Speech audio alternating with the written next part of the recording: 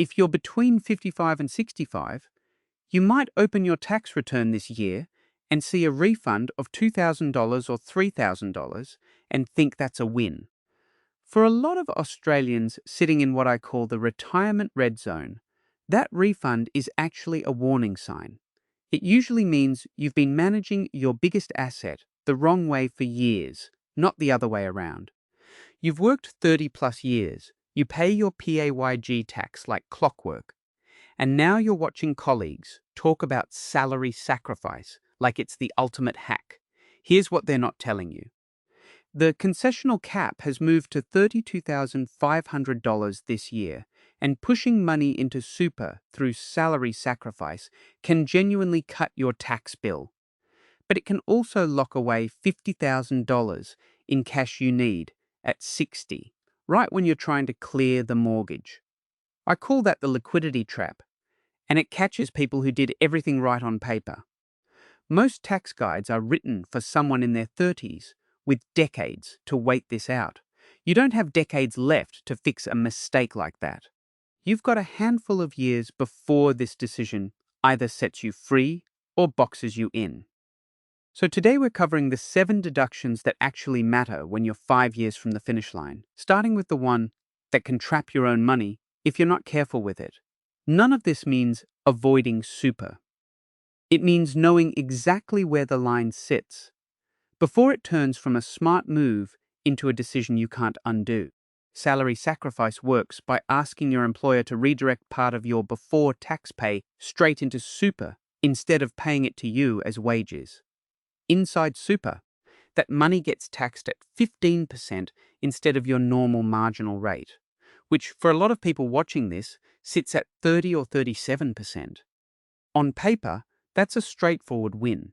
This year, the concessional cap sits at $32,500, so there's real room to use. But the number you just heard is missing one variable. That 15% tax saving comes with a condition nobody puts on the brochure. The moment that money lands inside super, it becomes preserved. If you're 58 right now, that money is legally locked away until you turn 60. And there's no early access just because you changed your mind or life got expensive.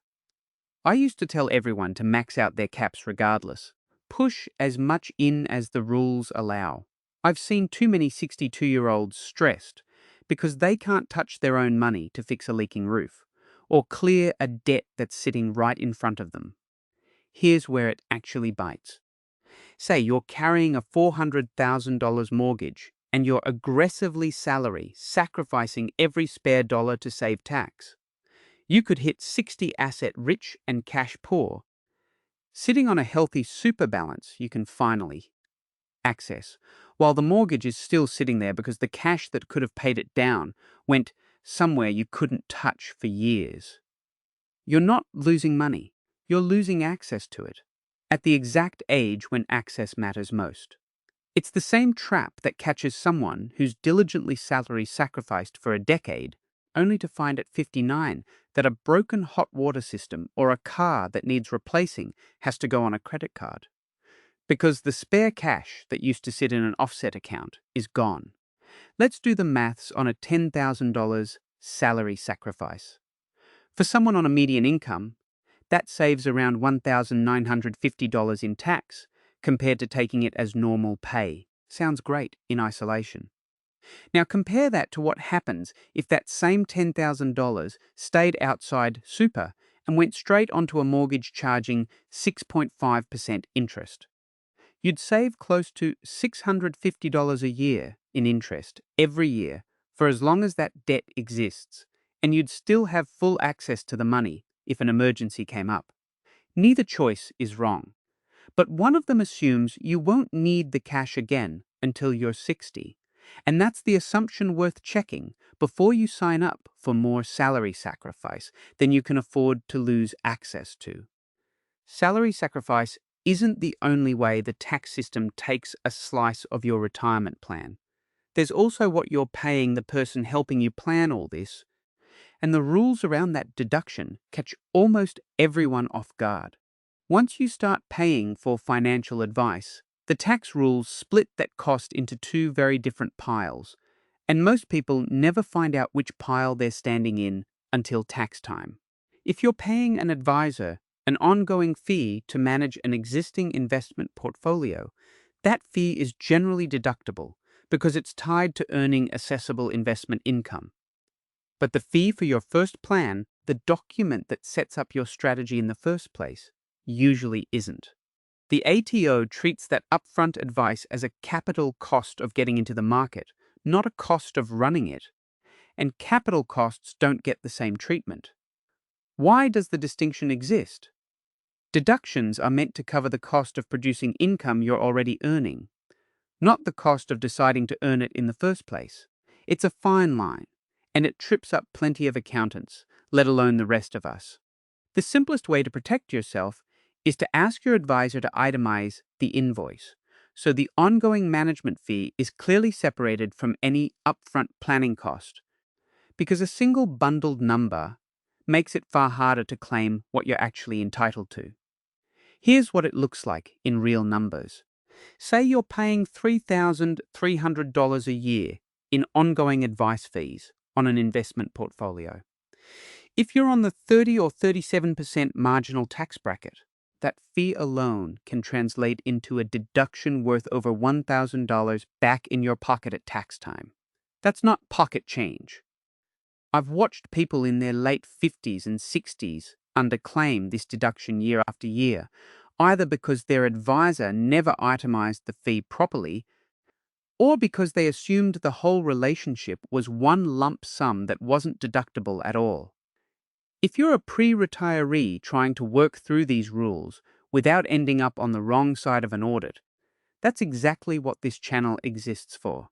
We focus specifically on the Australian rules that apply once you're in the 55 plus bracket, where the stakes are higher and the margin for error is smaller. Speaking of professional costs, there's a deduction for those of you still on the tools or still in the office that most people stop claiming years too early. A lot of people in their early 60s quietly shift from full-time work into 2 or 3 days a week, consulting or picking up shifts here and there. A lot of them also assume that once they're not full-time anymore, the work-related deductions they used to claim don't apply. That's simply not true, and I've seen it cost people money on every tax return since they made the switch. Take working from home. The ATO's fixed rate method lets you claim 70 cents for every hour you genuinely work from home, covering things like electricity, phone use, and internet, without you needing to keep every single receipt. You don't need to be full-time to use it. You just need to track the hours. Here's what that looks like for someone easing into part-time work. Say you're 62, consulting 2 days a week from a spare room at home. Over 48 working weeks at 16 hours a week, that's $538 claimed through the fixed rate method alone, before you even add your phone and internet on top. It's not a fortune, but it's real money. And it's money people leave on the table because they assume part-time work doesn't count. There's also a separate rule worth knowing if you're buying equipment for work. Items costing $300 or less, whether that's a laptop, an ergonomic chair for the home office, or a new drill if you're still doing trade work a couple of days a week, can usually be written off immediately in the year you buy them, instead of being depreciated slowly over several years. If you're still swinging a hammer or holding tools part-time in your 60s, that's a deduction a lot of tradies stop bothering to claim once they think of themselves as semi-retired. None of this requires you to still be someone's full-time employee. It just requires you to keep doing what you've always done, track it properly, and claim it. But what if you're not working for a boss at all anymore? What if you're living off your investments instead? That's where a very different trap waits for you, and it catches people who think they're being smart with their portfolio. If you sold an investment property or a parcel of shares this year and made a solid gain, there's a legitimate way to soften the tax bill, and it's one people either overuse badly or ignore completely. It's called tax loss harvesting.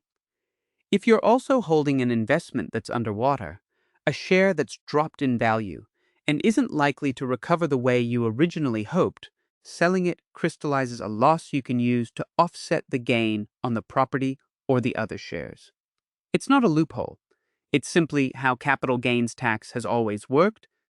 Gains and losses get netted against each other in the same year.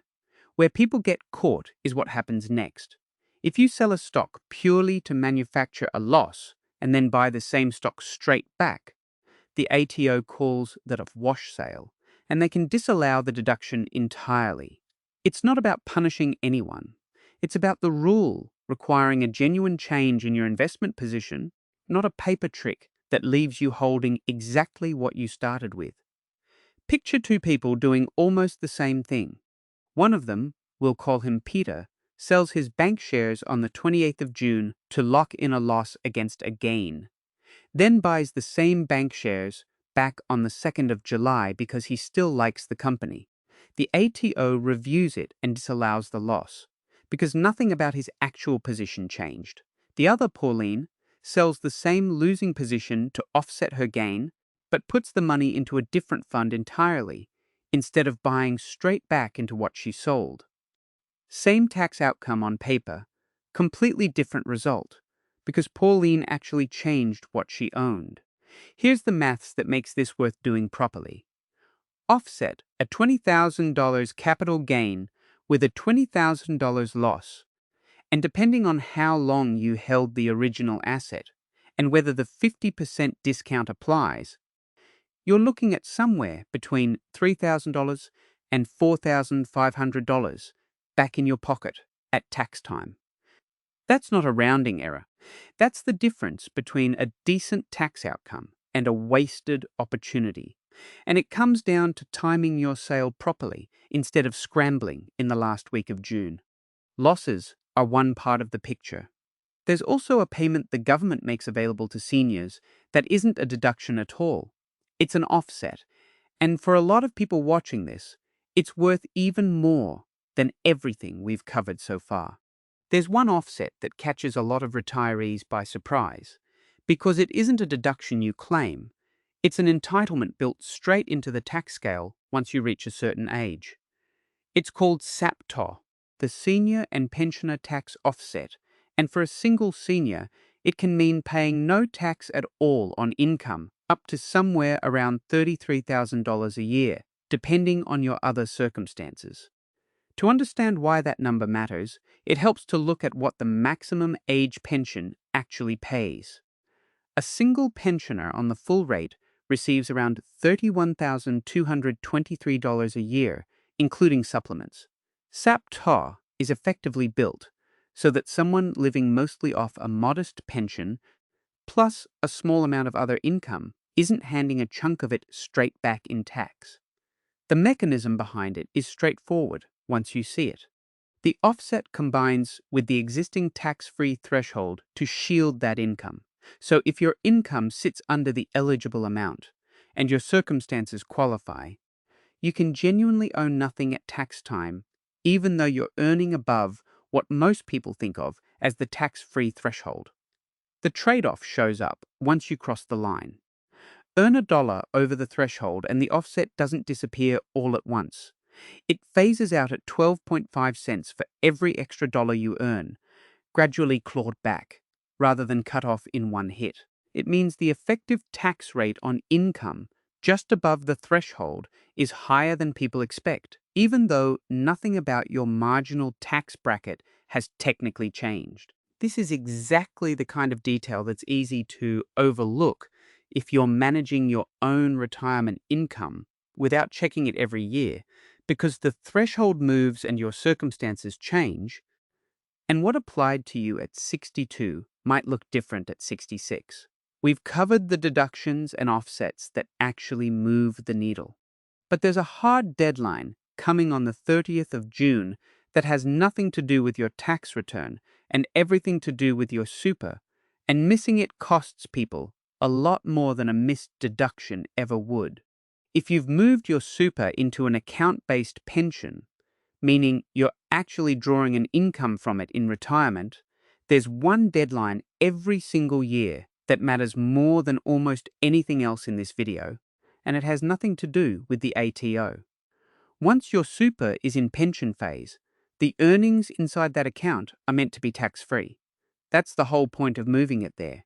But to keep that tax-free status, the rules require you to draw down at least a minimum percentage of your balance every financial year, and that withdrawal has to happen before the 30th of June.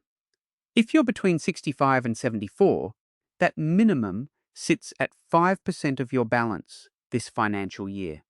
It feels like a chore, and a lot of people put it off, especially if they don't actually need the cash right now and would rather leave it invested. I understand that instinct completely. It's your money, and drawing it out to sit in a bank account when you don't need it can feel pointless. But here's the cost of forgetting. If you don't meet the minimum, the fund can lose its tax-exempt status retroactively for that year, which means the earnings inside it get taxed at 15% instead of 0%. On a decent-sized balance, that's not a small slip. That's real money handed over for missing what amounts to a 5-minute admin task. The fix is almost embarrassingly simple. Set a calendar reminder for the 1st of June every year. Log in. Check your balance against the minimum, and make sure the withdrawal has actually processed before the deadline, not just been requested. Funds can take a few business days to action it, especially in the last week of June when everyone remembers at once. So give yourself real breathing room instead of cutting it fine. It's not a complicated rule. It's just one that's easy to forget, precisely because nothing bad seems to happen the moment you miss it. The damage shows up quietly, months later, in a slightly smaller tax-free return than you expected. So that's 7 deductions and offsets that actually matter once you're 5 years or less from the finish line. We started with the $32,500 concessional cap and the liquidity trap hiding behind it, moved through the advice fees. Most people claim wrong, the work from home and equipment deductions. People stop claiming too early, the wash sale trap around capital losses, and the SAPTO threshold that can shield a big chunk of your income from tax altogether, along with the June deadline that protects it all. None of this is about being aggressive with the ATO or finding some clever angle nobody else knows about. It's about being efficient with what you're already entitled to, so the tax you save actually buys you something real. Not a bigger number on a screen, but optionality, the ability to say yes to a holiday or a new car or helping a grandkid out without opening a spreadsheet first to check if you can afford it. If you want your retirement built on the actual maths rather than whatever your colleague told you at lunch, that's what this channel is for. Subscribe to Aussie Retirement with Bob, and I'll see you in the next one.